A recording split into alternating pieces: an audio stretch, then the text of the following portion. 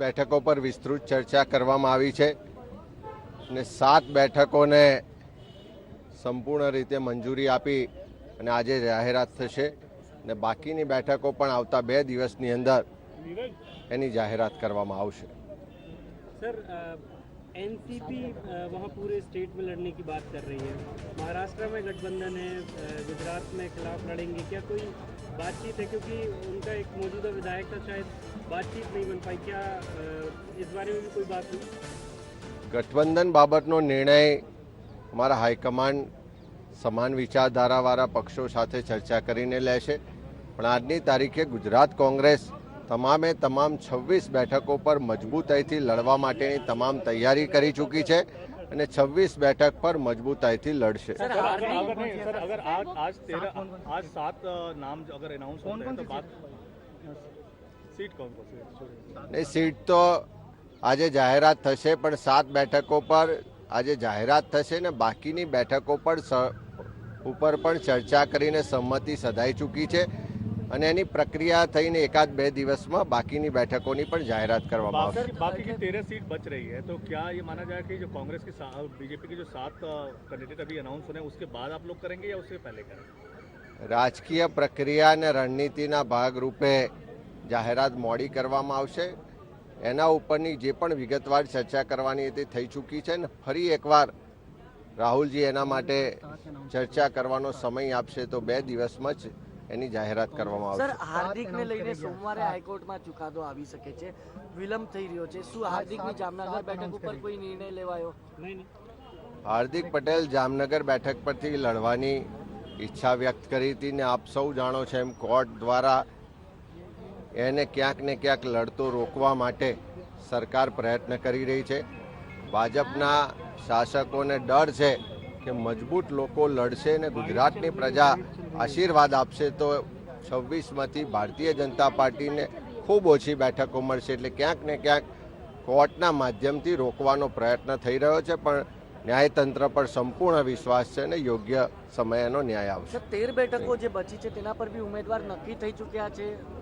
તમામ બેઠક પર પેનલ 2 નામની તૈયાર કરી દેવામાં આવી છે ને 2-3 દિવસમાં બાકીની તમામ બેઠકોની જાહેરાત થઈ જશે। Thank you. Thank you sir.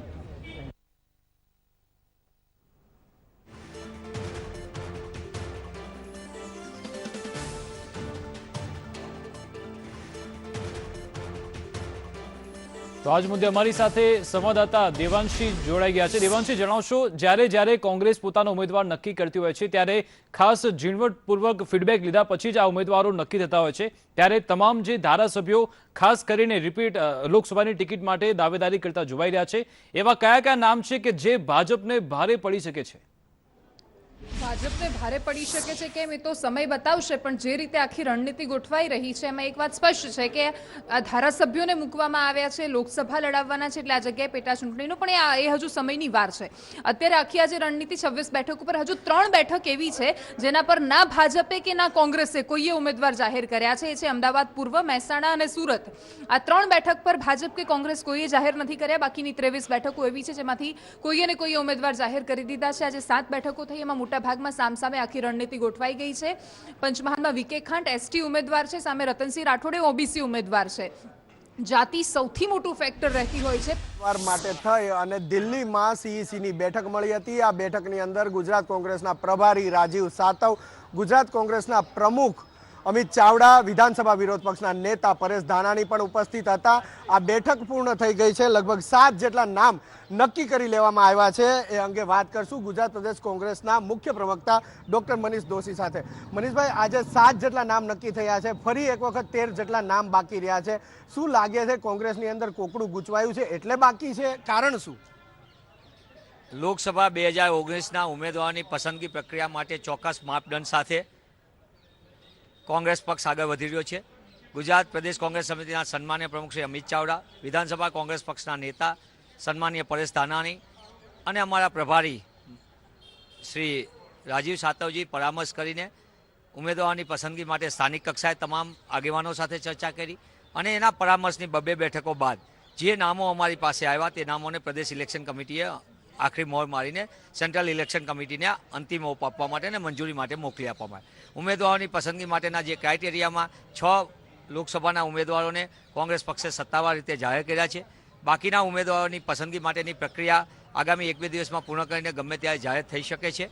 અને જે ઉમેદવારોની પસંદગી માટેના માપદંડો હતા તેમાં શક્તિ પ્રોજેક્ટ, પક્ષ પ્રત્યેની નિષ્ઠા, યુવાન, જીતની શક્યતા, સ્થાનિક સમીકરણો, ઘણા બધા માપદંડો રાખવામાં આવ્યા છે. અને એ માપદંડો ઉપર ખરો ઉતરે અને આગામી દિવસોની અંદર દરેક એક જ સાથે આગળ વધી રહ્યું છે ગુજરાત પ્રદેશ કોંગ્રેસનું નેતૃત્વ. વધુમાં વધુ ગુજરાતમાંથી લોકસભાના ઉમેદવાર કોંગ્રેસના પંજાના નિશાન ઉપર ધારાસભ્યોને ચૂંટણી નહીં લડાવવાની આવો એક મત હતો. અત્યારે બધા જ ધારાસભ્યોને ઉમેદવાર નક્કી કર્યા છે. મને એમ લાગે છે કે જુદી જુદી માપદંડોમાં રાજનીતિની અંદર અને પક્ષના ઉમેદવારોની પસંદગી પ્રક્રિયામાં જે કોઈ ફેરફારો એ કોઈ આ રિજિડિટી કે ઓલા પસંદગી માટેના કોઈ સરકારી નિયમો નથી, પણ ઉમેદવારોની જે પસંદગી હોય છે તેના માટે જુદા જુદા માપદંડોને ધ્યાનમાં લેવાતા અને માપદંડોના આધારે ઉમેદવારોની પસંદગીને આખરી ઓપ પક્ષ આપતો હોય છે. અંતે તો જીતે પંજાના નિશાન ઉપર અને દેશમાં કોંગ્રેસના નેતૃત્વની સરકાર બને, રાહુલજીના નેતૃત્વમાં સરકાર બને, એ દિશામાં બધાનો અત્યારે અભિગમ છે. ને અમારી એ મુખ્ય પ્રાથમિકતા છે દેશમાં સામાન્ય નાગરિકોનો અવાજ સંભળાય, ખેડૂતોનો અવાજ સંભળાય, યુવાનોનો અવાજ સંભળાય તેવી સરકાર બને. એ દિશામાં ગુજરાત કોંગ્રેસમાંથી વધુમાં વધુ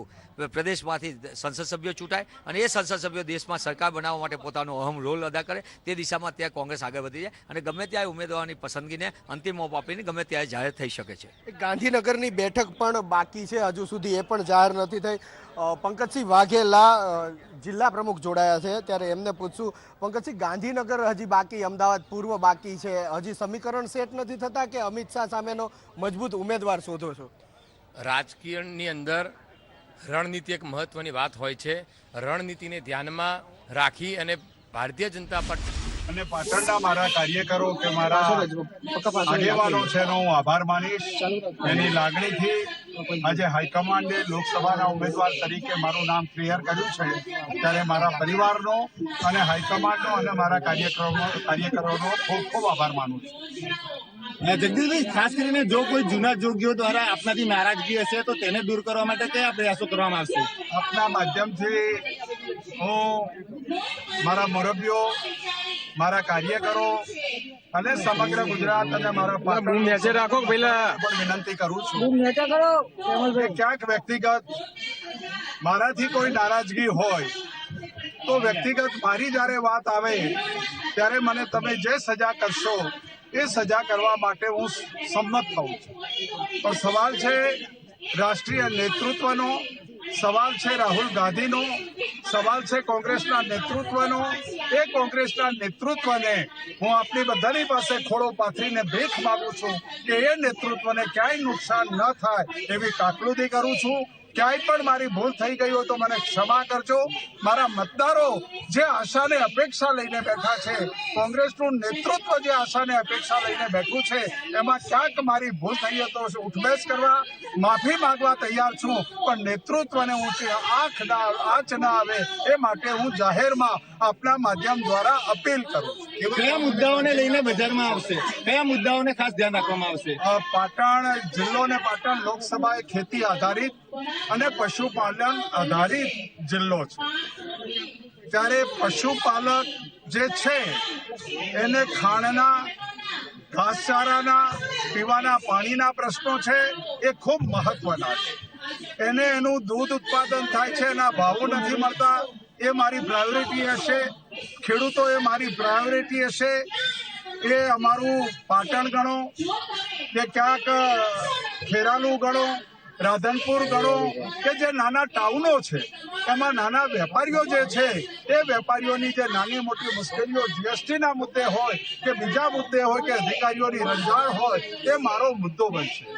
ઉત્તર ગુજરાત યુનિવર્સિટી જ્યારે પાટણમાં હોય ત્યારે એને તમામ સબ્જેક્ટના પ્રોફેસરો મળી રહે, એનું શિક્ષણ ગુણવત્તાવાળું મળે, વિશ્વની કોઈ પણ જગ્યાએ જાય તો એ પાછો ન પડે, એ શિક્ષણની પણ ક્યાંક ને ક્યાંક અમારી પ્રાયોરિટી હશે. સમગ્રતઃ મધ્યમ, ગરીબ અને સામાન્ય લોકોનો આ લોકસભા મત વિસ્તાર છે, ત્યારે અમારી દ્રષ્ટિ, કોંગ્રેસની દ્રષ્ટિ એઝ એ કેન્ડિડેટ પણ મારી નજર ક્યાંક ને ક્યાંક એ ગરીબો ઉપર, ખેડૂતો ઉપર, બેરોજગાર યુવાનો ઉપર અને મારું શિક્ષણ જ્યાં ઓછું છે એ મુદ્દા ઉપર મારી વાત રહેશે. જગદીશ ઠાકોર, આજની તારીખમાં હજુ સુધી ભાજપના ઉમેદવારનું નામ જાહેર નથી કરવામાં આવ્યું પાટણ જિલ્લા લોકસભાની સીટ પરથી, તે બાબતે આપનું શું કહેવું છે? આપ સૌ જાણો છો કે પાટણ એ અત્યારે કોંગ્રેસ તરફીનું એક વાતાવરણ દેખાય છે. અને વાતાવરણ દેખાતું હોય ત્યારે અમારી બાજુથી નામ જાહેર થાય એટલે એ પણ એમની કોઈ રાજકીય ગણતરી કે વ્યૂહરચનામાં હશે. પણ હું ચોક્કસ આપને કહું છું કે છેલ્લા 2 મહિનાથી જે ઘટનાક્રમો ચાલતા હતા અને છેલ્લા 2-4 દિવસમાં જે એક ઉત્સાહનો ઘોડાપુર ગણો, એક આનંદ ગણો, અને જ્યારે એક વાતાવરણ અમારું સમગ્રતઃ પરિવાર ભેગો થઈ ગયો, એના લીધે પણ ક્યાંક ને ક્યાંક એ લોકો અસમંજસમાં છે. પણ ક્યારેક ને ક્યારે કલાક 2 કલાક કે કાલ સવાર સુધીમાં એ પણ ક્લિયર થઈ ગયું. અલ્પેશ ઠાકોરની ગેરહાજરી છે બંને કાર્યક્રમોમાં. 5-6 દિવસ પહેલા જ હું અલ્પેશભાઈને મળ્યો છું.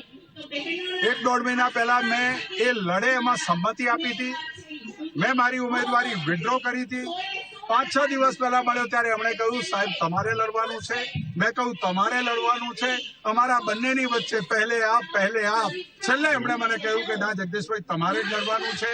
અમારી વચ્ચે કોઈ ખોટો ખટરાગ નથી, અમારી વચ્ચે કોઈ મતભેદ નથી. ખુલ્લેઆમ અલ્પેશજીનું સમર્થન મને મળ્યા પછી જ મેં હાઈકમાન્ડને ચૂંટણી લડવા માટે હા પાડી. 11 લોકસભા બેઠક જે પોરબંદર છે તેની અંદર અત્યારે ઉમેદવાર તરીકે લલિત વસોયા ડિક્લેર થઈ ચૂક્યા છે. જે પ્રચાર પડઘમ લલિત વસોયા શરૂ કરી દીધા છે.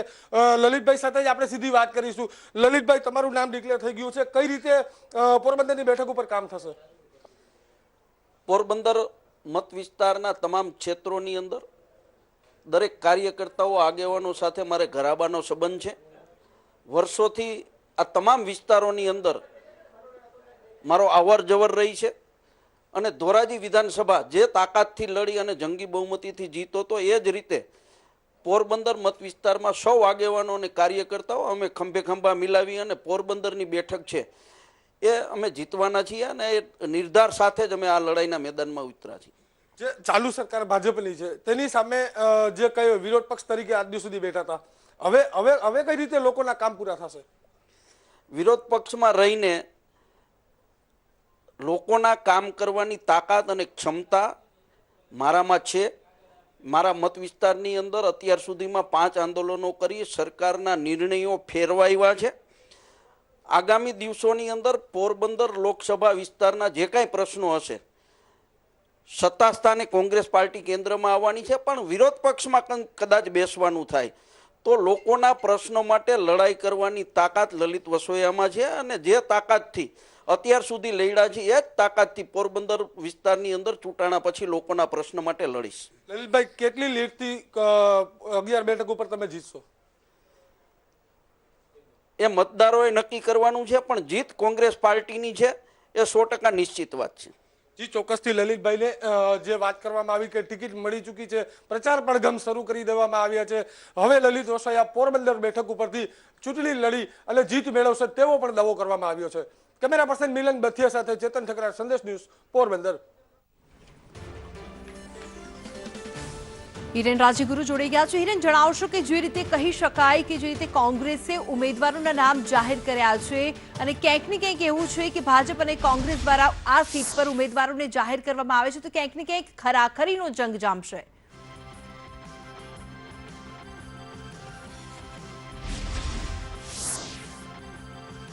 બિલકુલ, જે રીતના અત્યારે કોંગ્રેસના નામ સામે આવ્યા છે એની સામે ભાજપે કેટલીક બેઠક અગાઉથી જ જાહેર કરી દીધી હતી. આવી બેઠક ઉપર જો વાત કરીએ તો પોરબંદરની જે બેઠક છે તેમાં રમેશ ધડુકનું નામ ભાજપ તરફથી જાહેર કરવામાં આવ્યું છે, જેને લઈ અને ત્યાં એક વિરોધ પણ થોડો જોવા મળી રહ્યો છે. આ ઉપરાંત જે રાદડિયા પરિવારના સમર્થકો છે તેમાં ખાસ વિરોધની લાગણી જોવા મળી રહી છે. એટલે કદાચ બની શકે કે આ વિરોધ ખાળવામાં ભારતીય જનતા પાર્ટી ઊણી ઉતરે અથવા તો નિષ્ફળ રહે તો તેનો લાભ ચોક્કસથી થાય એવું છે લલિત વસોયાને. બીજી તરફ જો વાત કરીએ તો બંને પાટીદાર સમુદાયમાંથી આવે છે, એટલે જે પાટીદાર સમુદાયના વોટ છે પોરબંદર બેઠક ઉપર એમાં ધ્રુવીકરણ થવાની પૂરેપૂરી શક્યતા હાલ જોવા મળી રહી છે.